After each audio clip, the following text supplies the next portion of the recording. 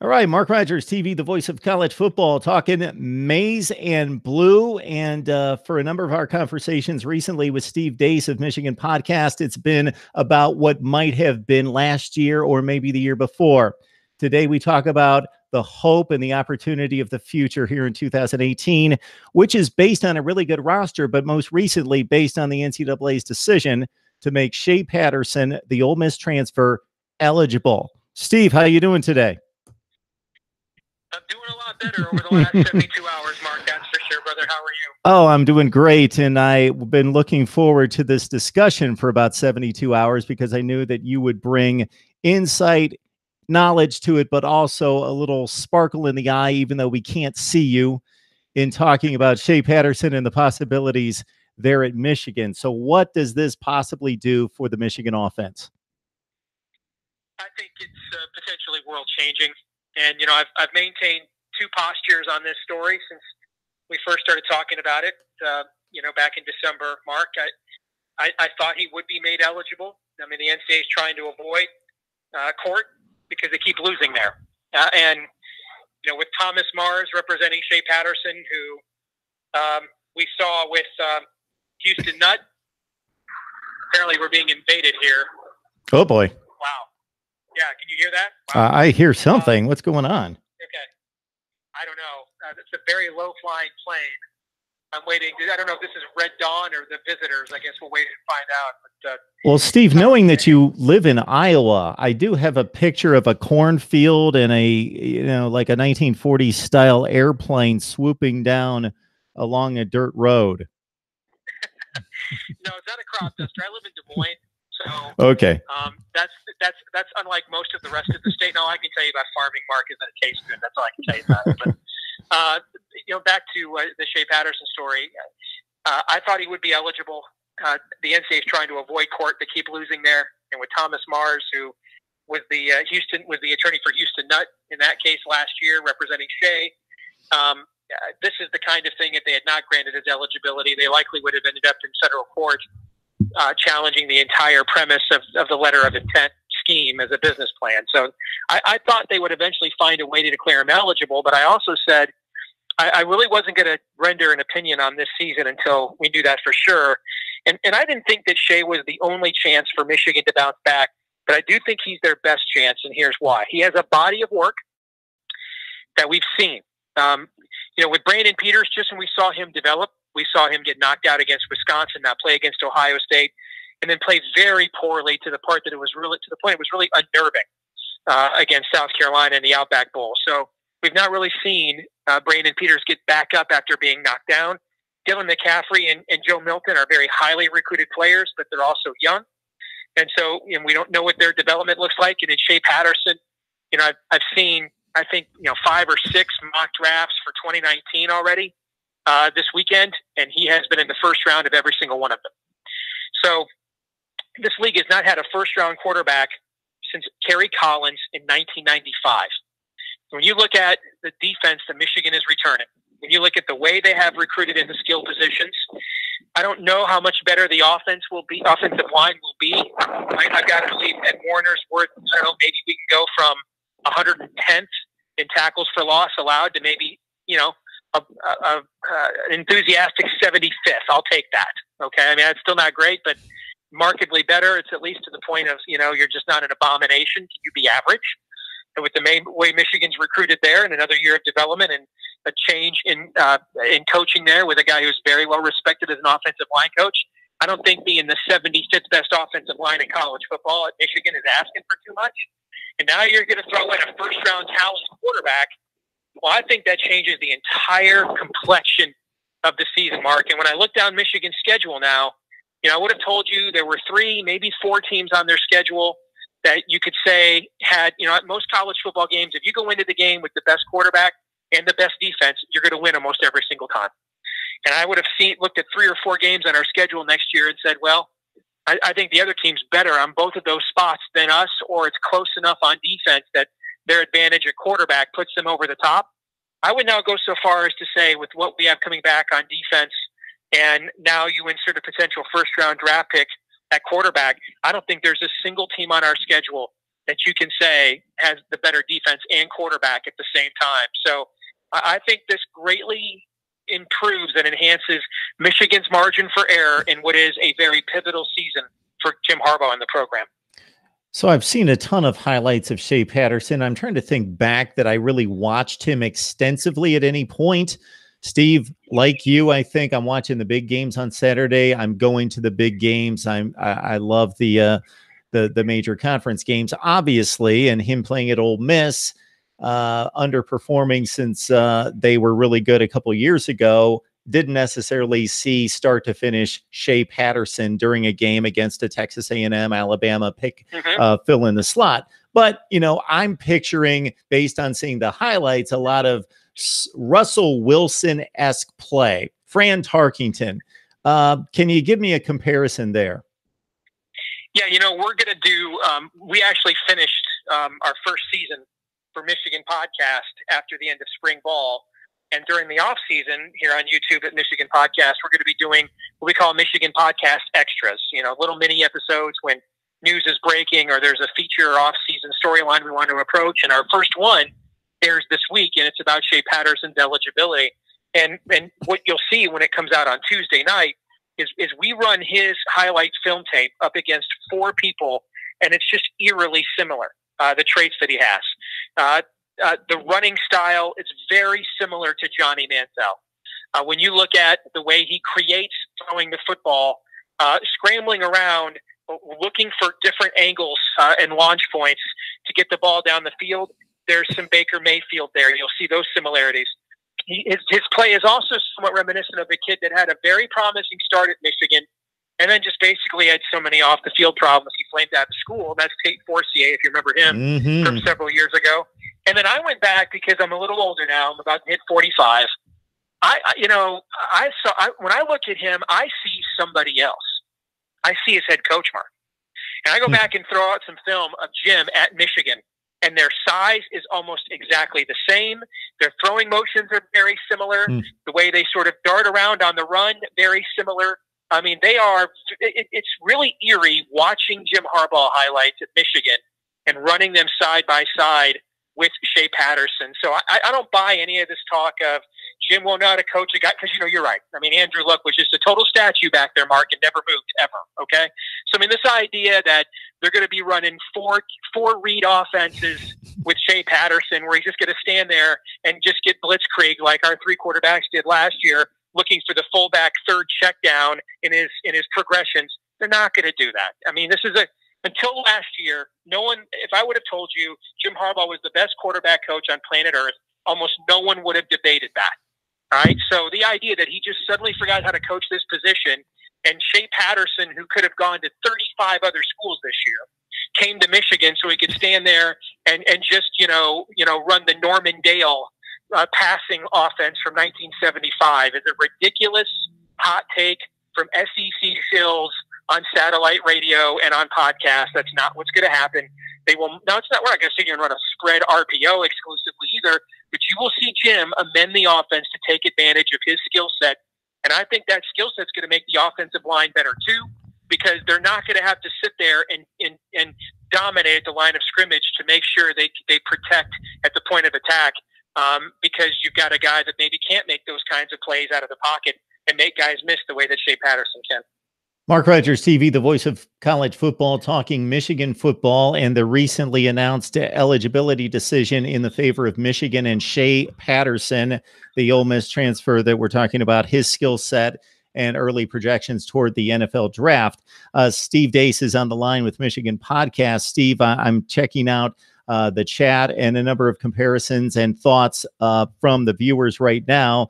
A ton of people going directly. They're bypassing Notre Dame and Wisconsin and Michigan State. They're going directly to that Ohio State game. Whoa, hang on. It's April. That's the last weekend in November. A lot of good football teams to get through before that. People are jumping right to Ohio State, and that comparison and the statement you made about quarterbacks and defense, I think, is a very apt analysis if you want to take a quick glance through a schedule and get a measurement for a team and a projection of wins and losses. I like that. A couple comments here I'll run to. Looking at Shea Patterson, obviously the offensive line connected to the quarterback's success. Less so when you've got a guy that can make plays on his own, but he still can't do it himself. Your thoughts about the Michigan offensive line? It can't be any worse.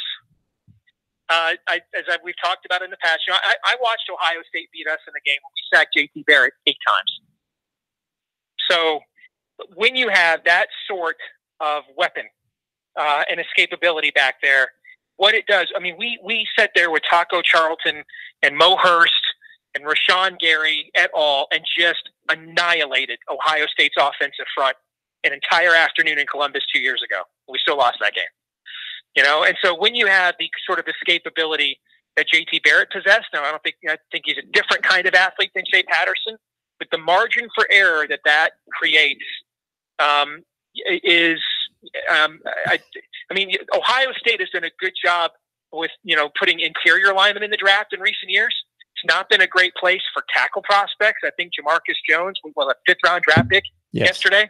So, they have figured out, because of the mobility of their quarterbacks, their offensive line play is from a pass pro perspective.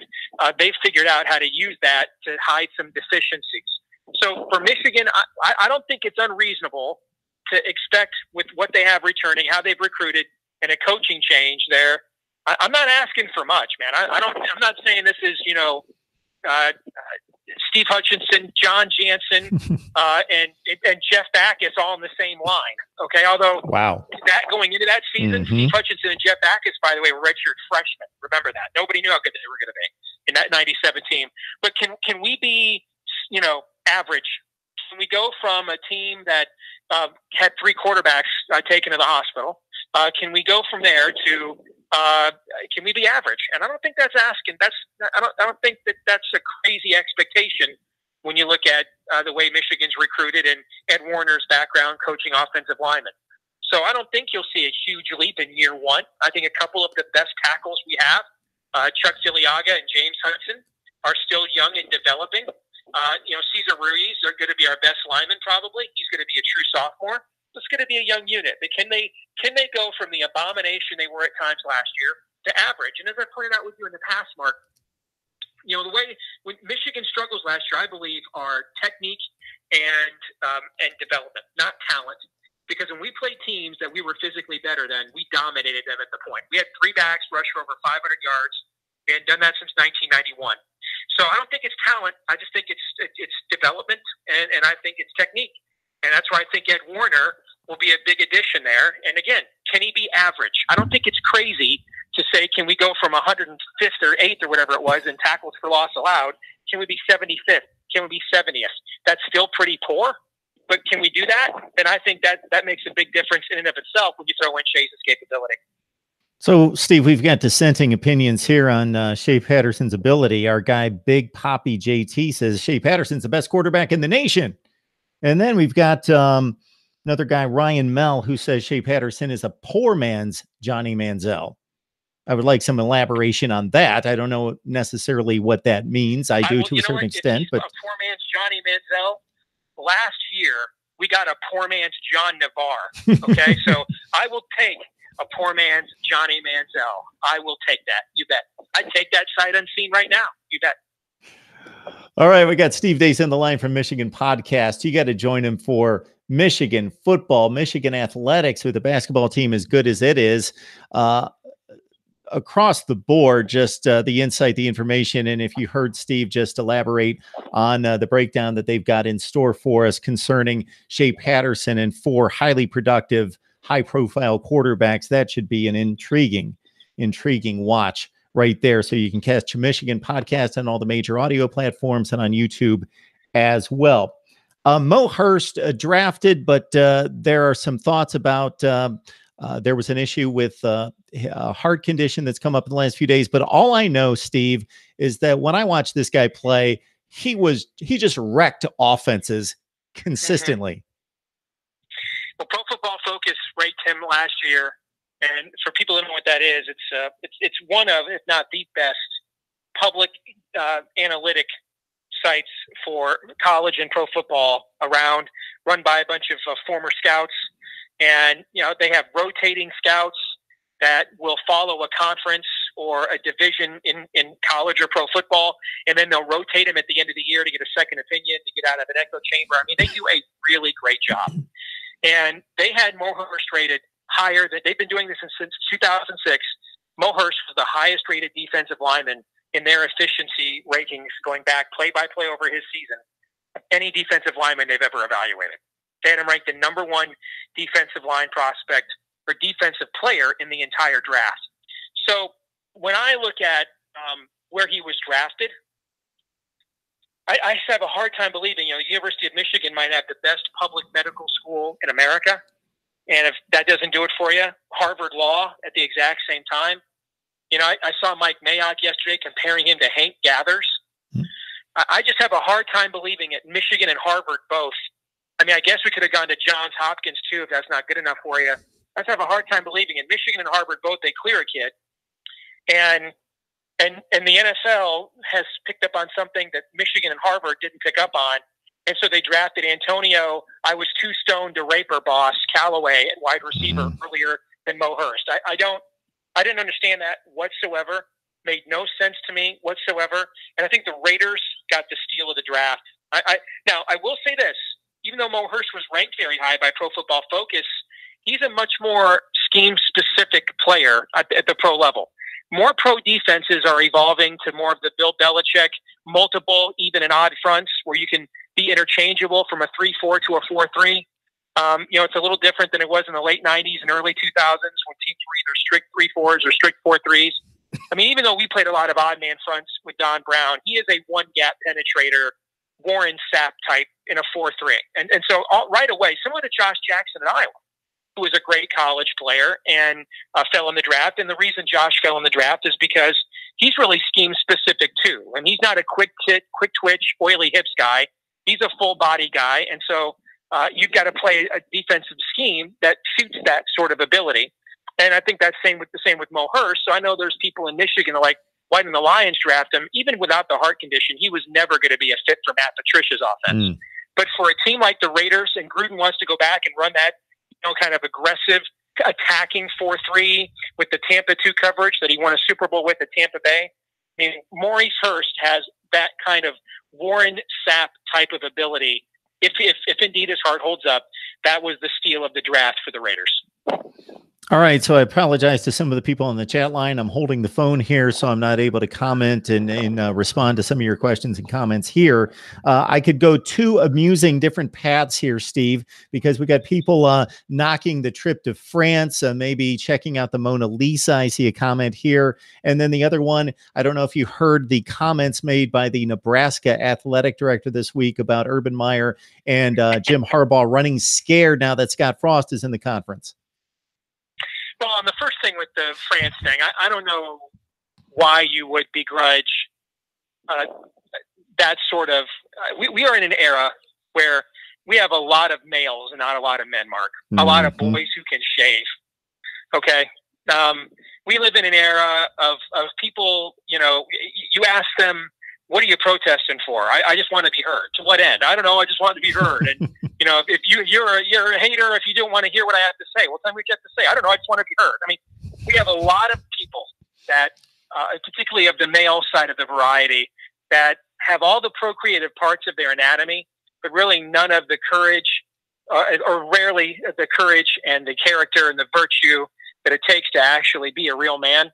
So I don't know why anybody, I don't care what school you root for, would begrudge the University of Michigan taking a bunch of future leaders, husbands, football players, CEOs, doctors, lawyers, employees, etc., fathers, and taking them to the beaches of Normandy today to learn what real manhood's about. I don't know why anybody would begrudge that on any level whatsoever. I think I know social media just gives us an excuse to be total douchebags and have no accountability for it whatsoever. But, that doesn't mean you have to play that part and realize that Jim Harbaugh and Michigan have given you plenty of reasons to criticize them over the last year. But taking a group of future young men who need to learn what it means to be a real man to the beaches of Normandy on a Sunday afternoon absolutely isn't one of them. And what was the other thing that you asked me about? Well, I think after you made that statement, I'll let you know that I'm going to take the transcription from this and I'll hide and tuck that away to be used and stolen and plagiarized by myself, because beautifully stated there. Navy Thomas, which gives you an indication of where he stands in his life. And Navy Thomas, a frequent viewer, just says, "Great job, Steve. Great answer." Thank you. Extremely well said. No question about that. The other one had to do with the Nebraska athletic director stating this week that, thing, yeah.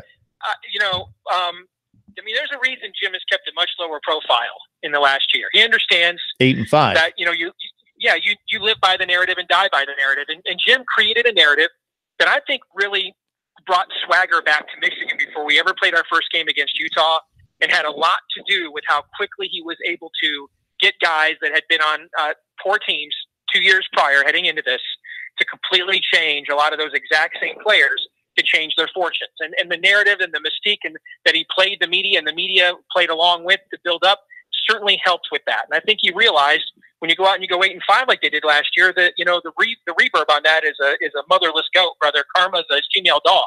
All right. And so keep a low profile, don't say much, and, wait until your team rebounds before you pop your head back up again. So if I were Jim, I don't think, and Michigan probably has really no response to that really at all. Now, if I'm Ohio State, I'm belly laughing until I pee myself, probably, because Urban Meyer's record in this league is obscene. All right, it's the kind of record Woody Hayes and Bo Schembechler were putting up in the '70s when the only game they played each year was against themselves. So when you look at Urban Meyer's record and what might be the deepest era of Big Ten football, in the post World War II, I doubt they're running and hiding from anything except extraterrestrial invasion at this point, probably. So yeah, for Urban Meyer, I'm counting 3 Big Ten losses in 6 seasons, 12 through 17. Like I said, so that's 6 times 8. He's 45 and he's 45 and 3 in the Big Ten. So Steve, this is a lot better Big Ten than he came into the league with. Oh, there wasn't a James Franklin. Mark absolutely. D'Antoni was just getting Michigan State off the mat. There wasn't a Jim Harbaugh. There wasn't a PJ Fleck. Purdue was a doormat. Northwestern's won 28 games the last 3 years, Mark. How about that? Okay, so look at what Wisconsin's done, where Paul Christie kind of tapered off a little bit. And when I say tapered off at Wisconsin, they were going like 8-4 and 9-3. Yep. The back end of Brett Bielema's reign, and then with Gary Anderson there, and Paul Christ has them back now playing like they did at the apex of the Alvarez there. It's like Brent Moss is back there, with Darrell Bevel again. So this is the toughest the league has been. Iowa's had a 12-0 season over that time. So when you look at how tough and deep this league has been, I think it's the toughest and deepest it's been since the mid '80s when Hayden was at his zenith. The last gasp of Bo, and you had old 9-3 Earl and Lorenzo White at Michigan State, yep, and Jim Everett at Purdue, and Illinois was good. With Trudeau and Mike White, it's at least going back now about 30 years. So for Urban Meyer to have the kind of record he has in this era of Big Ten football, this isn't faint praise. This is hate the game, not the player. It's respect for a fellow combatant. That's why I want to beat him so bad, because I want to know what that freaking feels like, Mark. Okay, that's what I want to know. Yeah, the mid to late 90s were a decent era because of the top 4, Michigan, Ohio State, Wisconsin, Penn State, all being strong at that point. But you didn't have Michigan State. Iowa was questionable. The difference, and when you make the case for the Big Ten's depth and strength, it pales in comparison, or it's different than, let's say, the Pac-12. So if you transplant Ohio State and send them to the Pac-12, they don't run into Illinois, they don't run into Rutgers, Maryland, at the bottom, right, but they're significantly better than facing Utah and Arizona every week. So they have more reasonable games to play, but they're going to manage those games. And instead of annihilating teams like Rutgers 56-3, they're going to win a lot of 31-14 games, but they're still going to win all the games in the league, just because there are no elite teams to challenge them like there is with Penn State, Michigan, Michigan State, Wisconsin. Good point there. Indiana was 27th in the nation in total defense last year, Mark, and they couldn't get to a bowl game. Think about that. Yeah. 27th in the nation in total defense. When was the last time was was like Van Waiters at linebacker the last time Indiana was in the top 40 nationally in total defense. There you go. That's a long time ago. A Cleveland Browns draft pick. Thompson was in the so I mean, they were 27th in the nation in total defense, and they couldn't get bowl eligible. So with Urban Meyer's done there, now I will admit I'm kind of building it up to mythological proportion now, just so it'll feel even better when we finally beat him once. But you got to give him some respect. I don't know how you can deny it whatsoever. And I've never really understood the whole overrated thing about beating your rival or beating a top-ranked team. Aren't you kind of saying that your win isn't that meaningful? So no, when we finally beat Ohio State, I want to make sure we recognize that those don't come. Well, first of all, they haven't come at all, and once in 15 years. I mean, the toughest thing for me as a fan right now is my 11-year-old son, like his dad, is a diehard Michigan fan, but he doesn't get why the Michigan-Ohio State thing is a big deal, because in his lifetime, it just hasn't been. He doesn't. It's not a big deal to him, really, on any level. And that's our fault. We've got to live up to our end of the bargain. And the last we were close. Even last year, we were up 14-0 with a team where Ohio State was clearly better. We should have won the game in Columbus 2 years ago. We were the better team that day for most of that game. And Brady Hoke actually played Ohio State tough a couple of times. So we're not that far away. But I think the team that we are taking there, if Shea lives up to the advanced billing, I think this will absolutely be the best team that Michigan has taken to Columbus in a long time. I think he has. I think Shea athletically doesn't have the arm talent of a Chad Henne, for example, but the total athletic package he brings to the table, he's the most physically gifted quarterback we've put back there since Drew Henson. And if you go back to 2000, Drew Henson basically won that Ohio State game by himself that year. So I think this is the best team we will take to Columbus in many, many years, even better than the 2016 team. George, Ryan, Timothy, Navy Thomas, appreciate all the comments. I see them right there. Not going to be able to get to them. We got Steve Dace of Michigan Podcast on the line, and we could talk college football, specifically the Big Ten, all night. I only have time, unfortunately, to serve up one other question, and that would be because we didn't really get to the overall team and performance and news coming out of the spring sessions here over the past month. Your one big takeaway other than the quarterback situation from Michigan football in the spring? I think the big takeaway is the overall depth. And, you have to be careful. I think spring's more important than people think, and it's not as important as people think. Covering this sport for years, every team I've ever covered closely, the framework of the team they were in the fall was what you saw in late towards the end of the spring. Now, framework doesn't mean every specific player's reached their potential, but in general, the framework of the team you see at the end of the spring is the team that you typically are in the fall. And you go back to Michigan last spring, what did we see? We saw a defense that looked like it didn't lose 10 starters, and Wilton Speight was throwing interceptions and running for his life. Well, what did we see once the season kicked off, Mark? A defense that didn't look like it lost 10 starters, and Wilton Speight was throwing interceptions and running for his life. So the framework of what you see late in the spring is the framework usually of the team you will be in the fall.